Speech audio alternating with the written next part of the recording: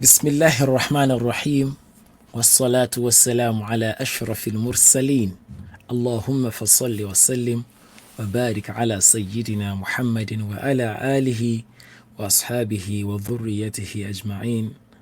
All of you who are joining us and who are watching this, we congratulate you that with the Idhnillahi Ta'ala we are able to continue persistently daily to remind ourselves to learn about our Prophet Muhammad Sallallahu Alaihi Wasallam. Today we're going to be talking about the second hadith in the first bab. There are 56 chapters, or 65, sorry. So we have a long way to go. Make sure you follow us to the end, inshallah. Enrich your day with the Prophet Muhammad sallallahu alayhi wa sallam. حدثنا حميد بن مسعدة حدثنا حميد بن مسعدة البصري حدثنا عبد الوهاب الثقفي عن حميد عن أنس بن مالك رضي الله عنه قال كان رسول الله صلى الله عليه وسلم ربعة ليس بالطويل ولا بالقصير حسن الجسم وكان شعره ليس بجعد ولا سبط أسمر أو في رواية أسمر. So you can say أسمر أو أسمر. أسمر اللون أو أسمر اللون إذا مشى يتكفى. إذا مشى يتكفى. That is the hadith. The Prophet sallallahu alayhi wa sallam, or let's start from the rawi of the hadith. حدثنا حميد. Who is حميد? حميد ibn مسعدة البصري. حميد is a word that is a miniature form, a mini form. In Arabic you have a noun, the dual, plural, you have different forms, but you have a form that we call at-tasghir, the miniature form. If you have, what do I give as an example? Okay, if you have a cup, have a cup, and you have a cup that is this tiny, then this is a mini cup, so something like that. Humaid, or you have a book, for example. Let me give a good example. This is a book, right? And you have a book that is just tiny like this. This is kitabun, and this small book is called kutayb. So in that sense, Humaid is a small form of Hamid, someone who is a praiseworthy person. Humaid is a great person that روى له الجماعة إلا البخاري. All the 6 scholars of hadith, al-Bukhari, Muslim, and all of them, all the 6 reported hadith from him except Imam al-Bukhari, meaning 5 of the 6 reported hadith from him. He died in the year 244 after Hijrah. Ibn Mas'ada. Mas'ada is al-Basri. You remember I spoke about it before. It's from Basra. Basra is that popular town that we know. And according to the ulama, Basra is muthallath, is a trilate, triform. It can be said in 3 ways. That's what we mean by muthallath, from thalatha. You can say Basra, you can say Bisra, and you can say Busra. Lakin, the ulama said the best is to say Basra because there is another town that is called Busra in Sham. حدثنا حميد بن مسعدة حدثنا عبد الوهاب. Who is this Abdul Wahhab? He said, Abdul Wahhab narrated to us. Abdul Wahhab is Abu Muhammad. Abu Muhammad, one of the great ulama of Basra. إنه ثقة, is utterly reliable. When you hear his name in hadith, Don't doubt it. It's someone that got, say, 90%, 95%. Lakin, towards the end of his life, ikhtilat is something that happens to the ruwat of hadith when, because of age, they become too old, their memories start to fail them, and they start to mix things up. So that is ikhtilat. But the ikhtilat happened to him just like 3 years before he died. He was born in year 108 after Hijrah, and he died in year 194. Meaning that the last 3 years of his life was when that happened to him.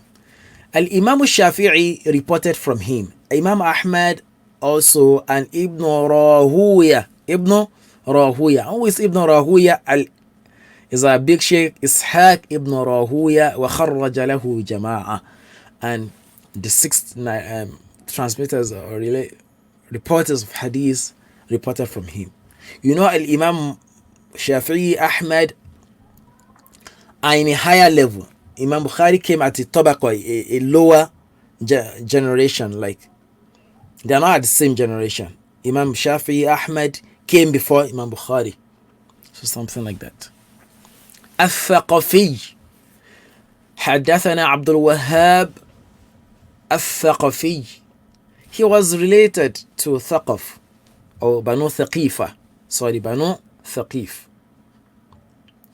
And the people of Saqif, properly said, the people of Saqif, that is a popular tribe that we know. And Humaydin, from another Humayd. And this is what happened when you have names that are mixed up in hadith. Humayd, this is, you say Humayd al-Tawil, the tall or the long Humayd. Will explain why. Why did they call him the long Humayd? Because his hands were very long. Some people, Allah created them that they have long hands. These are things that we are not ashamed of when we're talking about ulum al-hadith. In the sense that if someone, like some tribe will say, okay, Abdullah the blind, you say Zul Yadain, a Sahaba was called Zul Yadain during the time of the Prophet ﷺ. In the popular hadith of when the Prophet, Allah caused him to make a mistake in Salah so as to correct us. So the person who said, Ya Rasulullah, have we added to Salah? Or Allah, as Allah reduced the Salah, is what? Is who? Dhul Yadain, the one has 2 long hands. So also, this second Humayd is Humayd at-Tawil.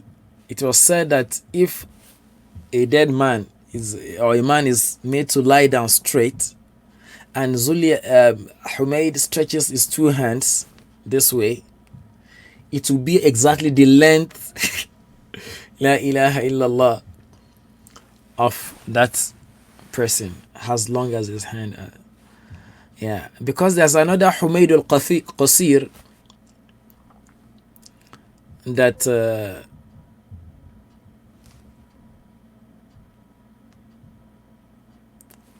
we know in hadith.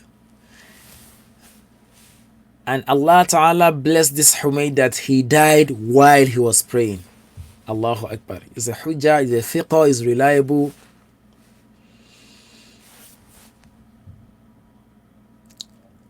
It is also known that the people of hadith, sometimes they don't take his narration. It's not because he was weak. It's because he used to mix a lot with the Salatin, with the ruling house, with the powers that be then, or that was then. So, and the ulama, part of their iffah, their chastity is that they don't mingle with the ulama that deals with the government. They try to withdraw. So they don't report hadith from him.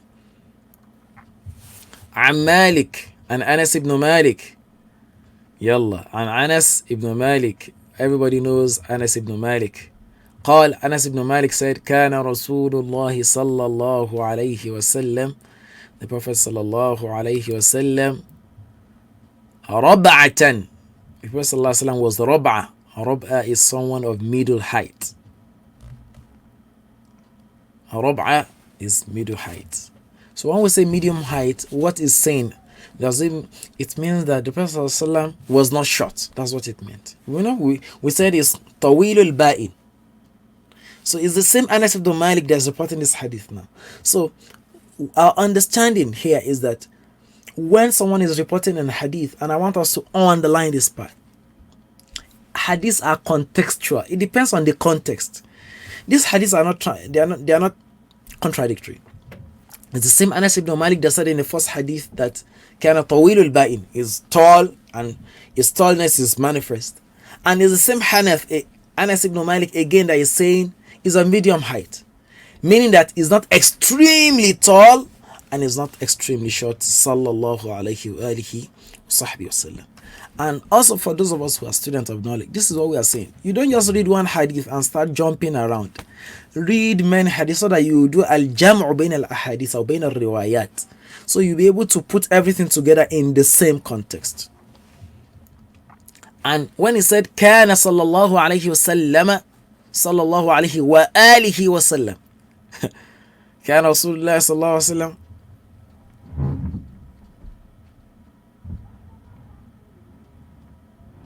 ربعة.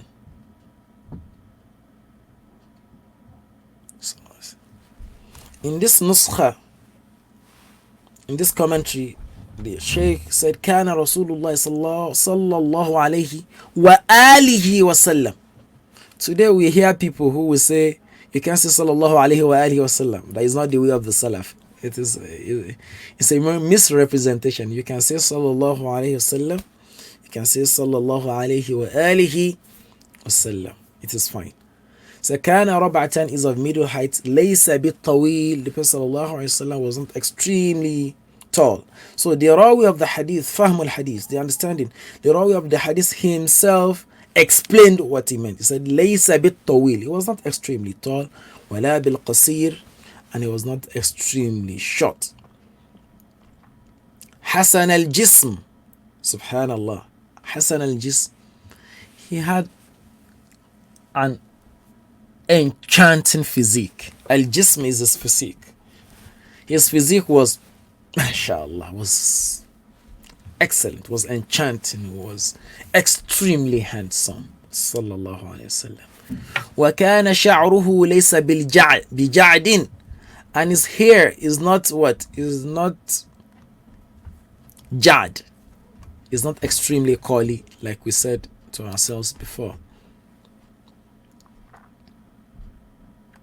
Sallallahu alayhi wa sallam. Wala sabtin, and is not just straight, like straight, standing straight there. Asmarul lawn. Asmarul lawn.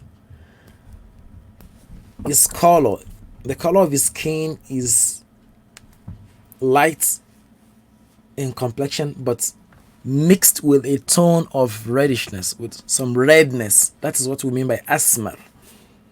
Either mesha, because of time, we are wrapping up. Either mesha, whenever he walks, sallallahu alayhi wasallam, yatakaffa'u, he leans forward. Either mesha, like some of the ulama, when they were explaining yatakaffa, say it's like someone who has like a short spring under his heel, like the spring will push. He's always leaning forward. He's always leaning forward. And when the ulama, like, what they mean, let me explain it better. Some ulama said, yasra'u fil mashi. He walks slowly. He doesn't lean backwards. He tends to lean forward, like someone who has a mission. And that's what they have said. كأنما ينحت من صبب, like something is sprouting. That's the way sallallahu alayhi wasallam walks. And Imam Bajuri said, وما ذكر من كيفية مشيه مشية أولي العزم والهمة, is the way those people who, permit me to say this in Yoruba language, àwọn tí wọ́n ní kàn ṣe bí wọ́n ṣe máa rìn. Not walking sluggishly, not walking like a king. He's walking like someone who really has somewhere he's going. People of high resolve and like that. I mean, adal mashiyat, and he has a perfect, like he's strolling, yeah, in that way. The Imam Bajuri says some people walk like they are stump of trees, like that. But sallallahu alaihi wasallam, no, he walks like continuously, and you really enjoy his working. We'll stop here, inshallah, because of time, and we'll take on the next hadith the next time. Wa sallallahu wasallam wa baraka ala Sayyidina Muhammadin wa ala alihi wa sahbihi wa sahbihi wa sallam. Assalamu alaikum wa rahmatullahi wa barakatuh.